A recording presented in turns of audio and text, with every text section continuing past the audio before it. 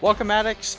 In this video, we are breaking down our early top 10 PPR running back rankings. We've unleashed a full projections and rankings on our website at fantasyaddictionnetwork.com, but wanted to begin with just getting these out there and letting you guys know where we stand with our top 10 at each position. So without further ado, let's get into our early running back rankings and projections. And at number 10, we have a little bit of a surprising one. Wasn't expecting him to be as high as this, but Aaron Jones here at number 10 finished last year as the number 2 running back in PPR. We're expecting some massive touchdown regression overall in terms of his fantasy points scored. Definitely see that going down again this year, but we do expect them to involve Aaron Jones a bit more in the passing game this year. So have 944 rushing yards, a little under 1,000, projecting at 48 receptions and 404 receiving yards, and total touchdowns going down a good bit, but still have him there at 11. Still expecting a pretty good year from Aaron Jones. He's in a pretty big tier of running backs, scoring about the same amount of points. So he just slid in here at number 10, but there's a lot of guys that we could slot in right next to him and pretty much ranked about the same. So, and again, it's important to note that these are our early projections. Things will change as more news comes along, but as of right now, this is where he sits in our rankings. You can check out the full rankings at fantasyaddictionnetwork.com. Let's keep going. We'll get to number 9, Kenyan Drake. Kenyan Drake came on really hot towards the end of the season. Ever since coming to the Cardinals, he was a running back 1 to finish up the year there, and was a little bit volatile, but the Cardinals didn't really do anything other than draft Eno Benjamin in the 7th round to give him much competition. Signed him to the 1-year transition tag, and upgraded their offensive line with Josh Jones. So we're expecting good things from Kenyan Drake again this year. Not expecting him to be a complete workhorse. We have him for 972 rushing yards, but he's going to be the primary pass catching back, and in PPR leagues, that is definitely worth a lot. We have him currently projected for 53 receptions and 353 receiving yards and 11 total touchdowns, giving him about 248.7 fantasy points. But we believe that he has a ceiling that is probably a lot higher than this. Unfortunately, he also has a lower floor. We've have yet to see Kenyan Drake do it for a full season, and it's easy to expect him to do well, especially after he did last year, but we normally have some traps in guys that come out of nowhere and finish up a season well. There's no guarantee that ends up happening, but right now we're pretty confident that Drake will be able to rise above his circumstances and be able to do really well here for the Cardinals. Jumping over to number 8, we have Derrick Henry, maybe a little bit lower than consensus right now. We are expecting some regression. There's no way that the Titans will be able to continue running the ball every single week as they did towards the end of the season, but that doesn't mean that they're not going to try. We're expecting him to lead, at least be close to the league lead in rushing yards. We have him projected for over 1,400 yards, but his lack of receptions definitely lowers his ceiling in PPR. We have him slotted for 14 total touchdowns. That could obviously be closer to 16 or 18 if things go well, but still projecting him at 264.6 fantasy points puts him clearly in a tier above the other guys that we mentioned up to this point. At number 7, we have Joe Mixon. Joe Mixon is getting a lot of love in the fantasy analyst community, but it does seem like there's still a bit of hesitancy in people drafting him. Last year, he actually faced one of the toughest strengths of schedule in the entire NFL, and this year he has the easiest. Not that strength of schedule matters too much, but overall, what we're projecting for Joe Mixon is a really dominant year. There's not really any other target or volume competition going on there in Cincinnati. They don't have another running back of note outside of Giovanni Bernard, and he's getting up there in age. His efficiency has gone down as the years have gone on. Joe Mixon is going to be fighting for a contract. If he doesn't end up holding out this year, this will be his last year on contract with the Bengals. So he's got a lot to fight for. And then obviously the addition of Joe Burrow should open up this offense a little bit more. AJ Green is back, so we're expecting good things from the Bengals. Their offensive line is not great. They do get a few guys back from injury, but we're not expecting them to have a top-tier offensive line. So that is one negative for Joe Mixon, but having an increased strength of schedule a overall better offense. We're expecting Joe Mixon to have a really good season and could definitely have a ceiling a bit higher than what we're projecting him here. All right, jumping up to number 6, we have Miles Sanders, one of our favorite running backs this year in the draft. And this guy, much like Joe Mixon, Miles Sanders has a wide degree of opinions across the fantasy landscape right now. But even if they go out and sign Devonta Freeman or LaShawn McCoy, we're not really going to change too much to his stats because we're already projecting Boston Scott to get a decent amount of carries. Doug Peterson has never really been known for having a workhorse back, but he's also never really had a running back that he could rely on. Towards the end of the year, Miles Sanders was getting workhorse running back numbers, and that could have just been the fact that they only had Boston Scott behind him, but he was finishing as a top 5 running back over the course of the last couple of weeks of the season. We're expecting that to at least be continue on into the next year and at least be a top 10 running back most weeks.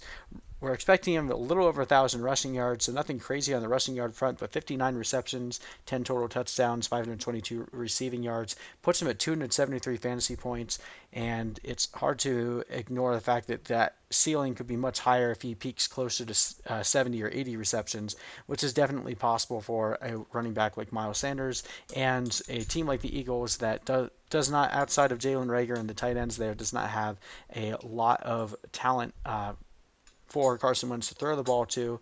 I guess I shouldn't say that because Deshaun Jackson and Alshon Jeffrey are still there as well, but they're very injury prone. It's very easy to see Miles Sanders as being like the 3rd or 4th most targeted player in this offense, and that would be great for his fantasy production. All right, getting into a little bit more of the chalk now, going up to number 5, we have Alvin Kamara. Now, it's important to note that Alvin Kamara does have a tough strength of schedule, but one of the best, if not the best, offensive lines in the league, and playing behind Drew Brees, who loves to target Alvin Kamara. He's averaged close to 100 targets each year. We're expecting that to be about the same this year. Tavius Murray is there and should steal a good bit of the rushing yards, so we're not expecting a workhorse role for Alvin Kamara, but those receptions give him such a high floor and a high ceiling.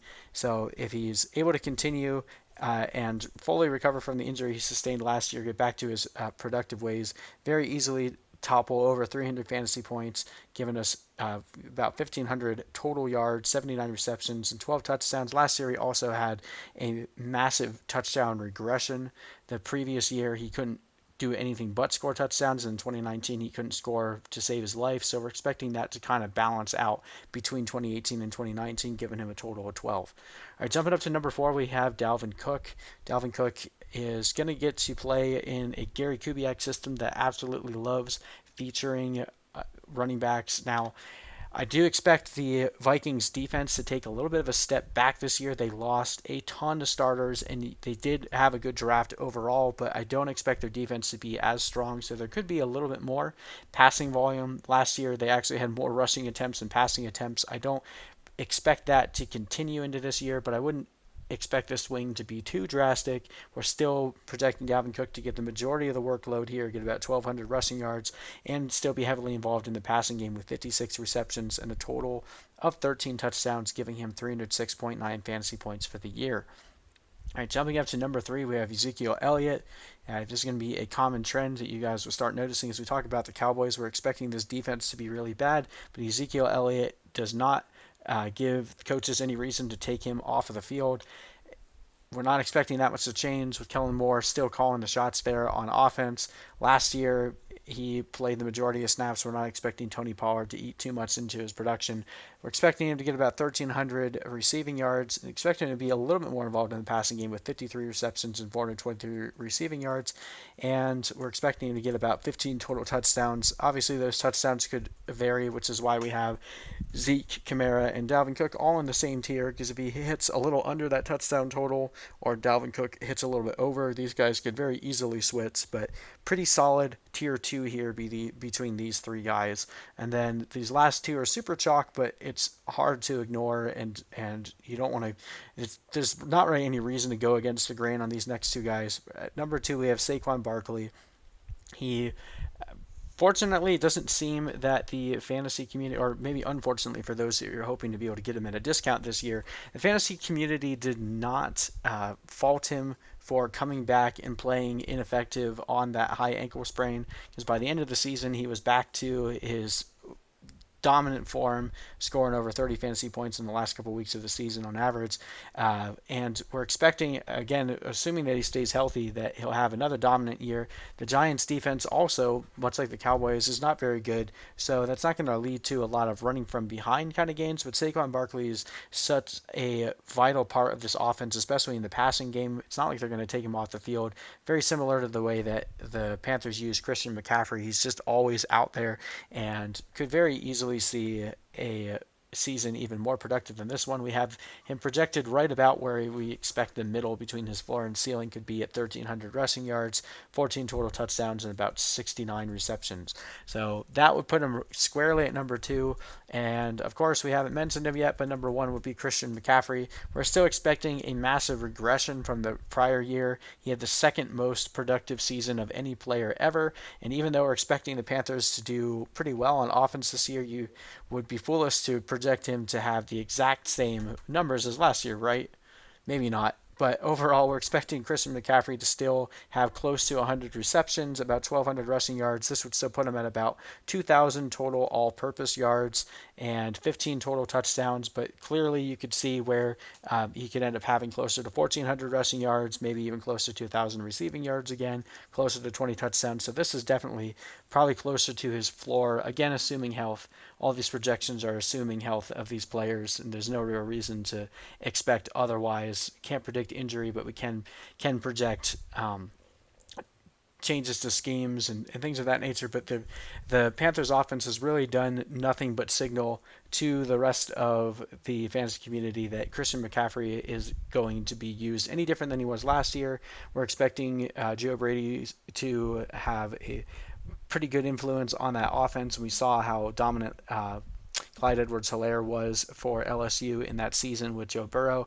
We're expecting this defense to be really bad, which is kind of surprising when you look at the total running backs that we have that are on teams with bad defenses. Typically, the mantra is that you go with running backs that are on good defenses because you want running backs going to be running the ball a lot as the game rounds to the end, and you want him to be on the field. But all of these guys that we've mentioned thus far are players that it really doesn't matter. They don't really get game scripted out because of their involvement in the passing game. These rankings would definitely change somewhat more. You bump Derrick Henry up in a standard or a half PPR league, but in PPR leagues, that passing volume is so important. Having guys that are on the field, regardless of whether the team is winning or losing, is what really makes these top-tier running backs so important and so vital this year. And as we continue to delve into our overall draft strategy, you'll find that we're very bullish on taking 2 running backs, especially if you can get 2 guys in the top 10 with your first 2 picks, because they give you such a difference and an advantage compared to running backs that can get games scripted out or running backs that don't have nearly the same ceiling as some of the guys we've mentioned. So anyway, that is our initial top 10 early running back rankings. Again, check out the Fantasy Addiction Network for a full list of rankings for every position, and make sure you hit that like and subscribe button for more content like this. We're going to be doing individual player breakdown videos, giving you guys an even more in-depth look at each one of these guys, plus the guys ranked below 10. So make sure you check those out, and we will see you guys in the next video.